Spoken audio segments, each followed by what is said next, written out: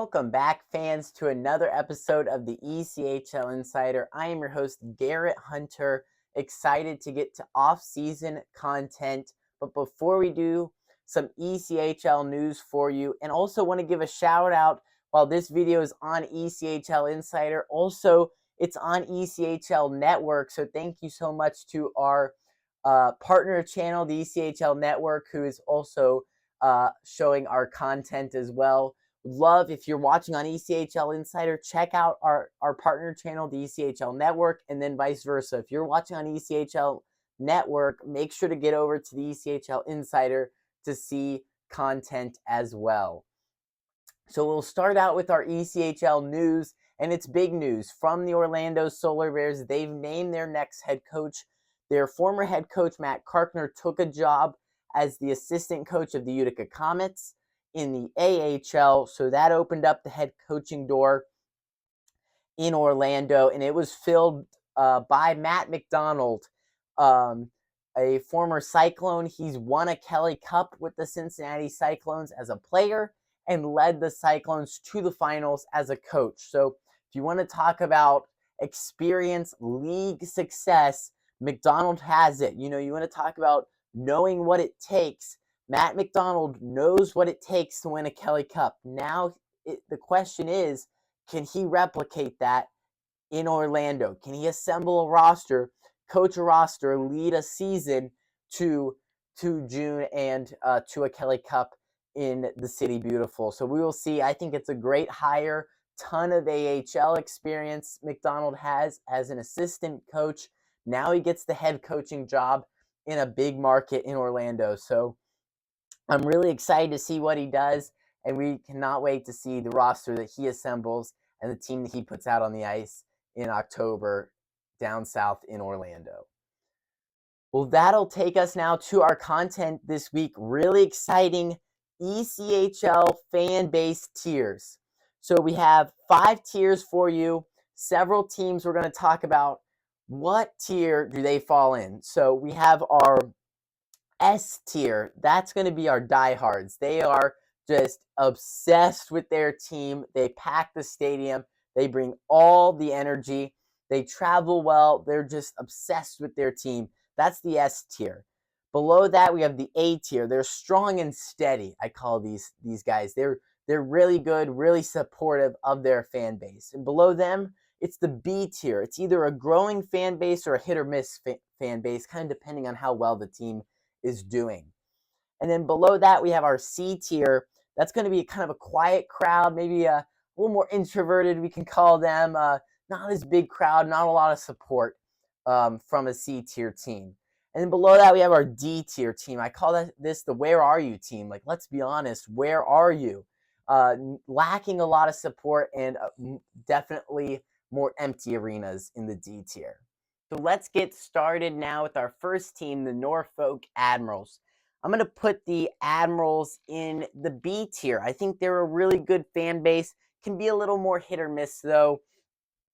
Kind of depends on quality of play in Norfolk. We saw a few seasons ago they were the worst team in the ECHL, and they just had a really quiet, really dull arena for the entire season. But, this season, playoff hockey came to Admirals Arena for the second straight year. It was rocking in there in the playoffs, really good. So it can be a little hit or miss, though, for the Admirals, though. A really good fan base, though, overall in Norfolk. Up next, the Idaho Steelheads. This is an S-tier fan base. They are diehard. I mean, it is loud in a Steelheads game. Packed arena. I think 50-some consecutive sellouts. 59, I want to say, in a row. They are incredible in Idaho. Boise is the place to go out west for a hockey game. It is loud. I remember a few seasons ago, just a few games, I was like, they scored. I was like, did they sound the goal horn? Because that is just how loud it was. Their Brabham Cup season, it was rocking in there. But, I mean, this season, they're battling for the playoffs. It's still so loud in that arena. They have a really enthusiastic, really passionate, really loud crowd in Idaho. Up next, the Tulsa Oilers. Got to put them in the D tier. They're just a really quiet building. This is where are you category for Tulsa, just really empty. And another thing is BOK Center is a really nice arena. Some people have made comparisons with BOK Center and Kia Center, but BOK Center, though, the thing is, though, it's so quiet in there, so empty. That's how it doesn't get as many votes for top arena as Kia Center does. So I think Tulsa, though, if they can get some more fan base support, they would definitely be a top fan base. They got the arena for it. But even when this team is doing good, you still look in the stands and you're like, where is everyone? Was there an accident? Where is there a traffic jam? Where is everyone? It's just really empty in there, even when the team's good. Next, the Kalamazoo Wings. They're a C-tier team, I think.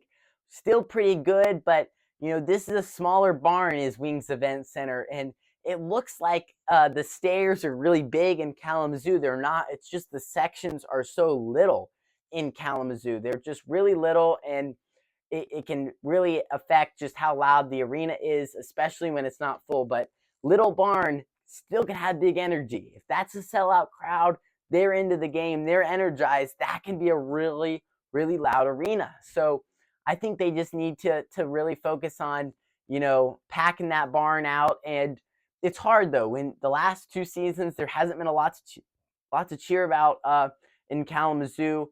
And last season, not a whole lot of hope. In March, there was some points where you're like, they might make the playoffs, they might not, but it still was just pretty quiet in there for the most part. Up next, the Florida Everblades. I'm putting them at A tier. This is a really, really good fan base, and how could it not be, right? 3 consecutive Kelly Cups before last season, and just a packed out Hertz Arena. A lot of people say that, how can they play hockey in Florida? It's not a good area for the sport. That is completely false. I mean, Florida is a hockey state for sure. It really is. I think the NHL and ECHL expansion there has been just incredible. It's really worked out, and Florida is one of the teams that show it. With their success and their fan base, really good. They'll travel well too. A lot of South Division arenas, you'll see Everblades fans when they're on the road as well.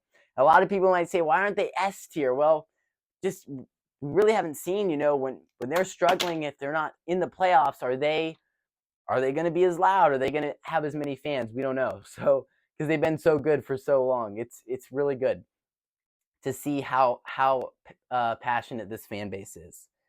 Up next, the Maine Mariners. I give them a B tier. I think this is just the exact definition of a growing fan base.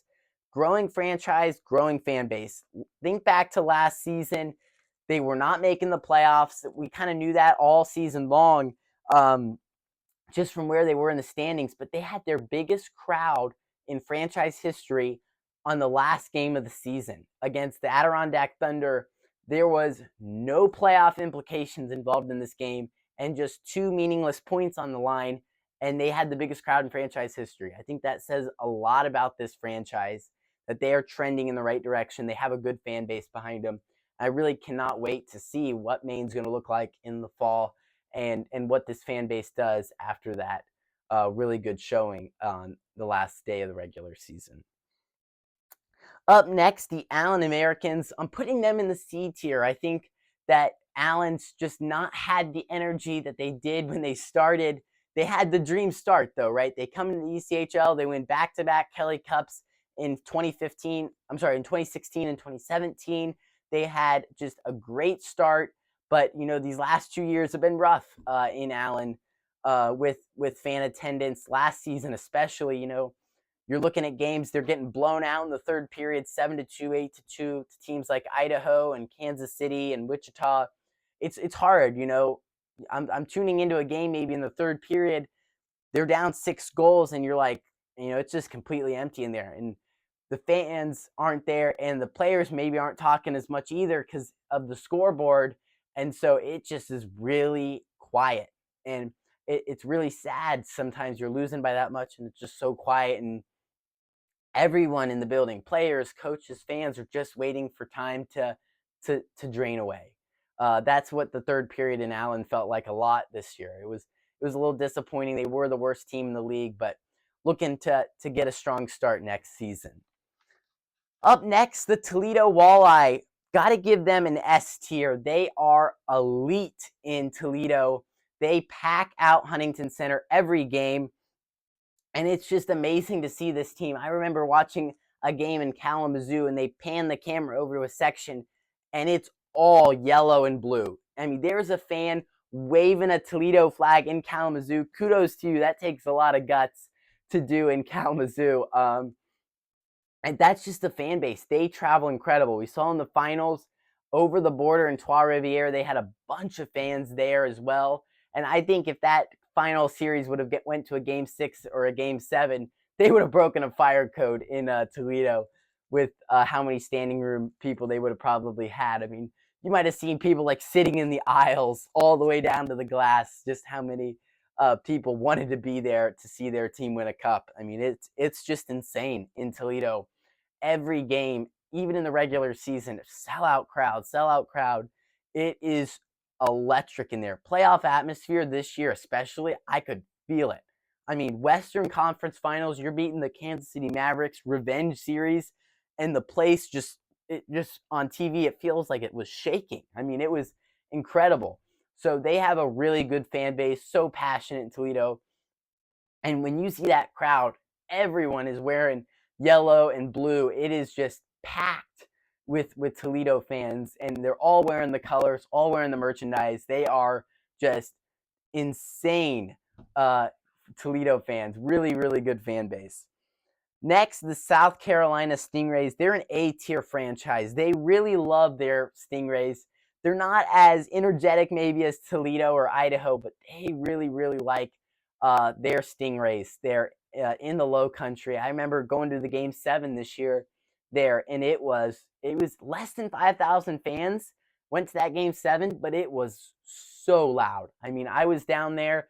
It was so loud. You could just feel it in there. It was an incredible atmosphere. Even though they lost that Game 7 to the Solar Bears, it was a great building to be a part of. So I think Stingray fans, you got to be really happy with the performance you guys get in a night in, night out attendance. Especially Friday and Saturday nights there are really good. Up next, the Savannah Ghost Pirates. I'm putting them in the S tier. I think a lot of people underrate this fan base. I mean, it is a packed crowd there in Enmarket Arena on a lot of nights in Savannah. I mean, you look at the first 3 seasons of this franchise, they've never been in a playoff game. But still, the crowd shows up so good. And let's be honest, the last 3 seasons, there's been a lot of meaningless hockey in March and April in Savannah. But you couldn't tell. I mean, it's packed. I mean, I've seen several games late in the season these past few years. It's not a specialty night. There's not any playoff implications on the line, and the building is still rocking. I mean, the ECHL hit a home run by having expansion come to Savannah, Georgia. It was a great decision, and this fan base loves their Ghost Pirates. Playoff hockey is coming soon, Savannah. Be patient. It's coming, and we cannot wait to see playoff hockey in a playoff atmosphere in Savannah for those Ghost Pirates. Finally, we have the Iowa Heartlanders. I got to put them in the D tier. Extreme Arena, yes, it is a small building, but just not a whole lot of fan attendance at Heartlanders games mostly. They even had last year a few games that had under 1,000 people in attendance, just not very good. And it's hard, right? The first 3 seasons, they didn't make the playoffs and they finished last in the Central Division. But this year, they made the playoffs and we got to see playoff hockey in Iowa. And all things considered, those were pretty good playoff crowds. But just overall, just not a very interactive, enthusiastic fan base. But it's pretty loud in there when they play Wheeling. It's pretty much an all-out brawl. But yeah, other than that, though, this is just a building that lacks a lot of enthusiasm on a night-to-night basis. Not a lot of traveling fans, but it's still a young franchise. And I think they'll be able to build some momentum off their playoff appearance last year in Coralville. Well, thank you so much for tuning in. Make sure to check back in 2 weeks for more off-season content. And while you're at it, make sure to like this video. Go down below, comment. Hope I didn't step on too many toes with the playoff tiers, with the fan base tiers. But make sure to go down, comment. Where do you think your team is at? Are they an S tier? Are they an A tier? Where are they at? make sure to go down there. We'd love to hear what you have to say. And then make sure to subscribe to our channel, and we will see you again in 2 weeks.